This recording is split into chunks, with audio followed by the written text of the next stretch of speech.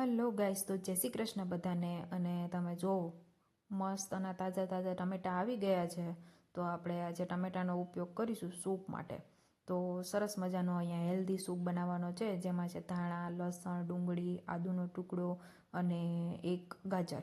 અને ત્યારબાદ તેમાં 1.5 ગ્લાસ જેટલું પાણી એડ કરીને હવે આપણે કુકરની 3 વિસલ વગાડી લેવાની છે. એટલે સરસ મજાનું આપણું બધું જ શાકભાજી બોઇલ થઈ જશે મસ્તનું. અને ત્યારબાદ તેમાં આપણે હવે બ્લેન્ડર મારી દઈશું. અને બ્લેન્ડર મારવાથી એકદમ એકરસ બધું થઈ જશે. અને ત્યારબાદ આપણે આખા સૂપને ગાળી લઈશું. જો ન ગાળવું હોય તો પણ ચાલે, પણ ગાળેલું સરસ મજા આવે. તો ગાળીને ત્યારબાદ હવે ફરીથી આપણે થોડી વાર માટે સૂપને ઉકળવા દઈશું ઘાટો કરવા માટે. અને એમાં નાખી દઈશું આપણે સોલ્ટ, લાલ મરચું પાવડર, બ્લેક પેપર અને શેકેલા જીરાનો પાવડર.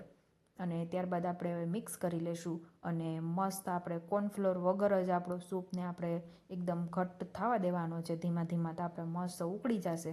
અને છેલ્લે જો ઉકળીને એકદમ કોર્નફ્લોરની સ્લરી વગર મસ્તનો સૂપ એકદમ ઘાટો રગડા જેવો તૈયાર થઈ ગયો છે. તો આ સૂપ ટમેટાની સિઝનમાં તમે પણ એકવાર જરૂરથી ટ્રાય કરજો.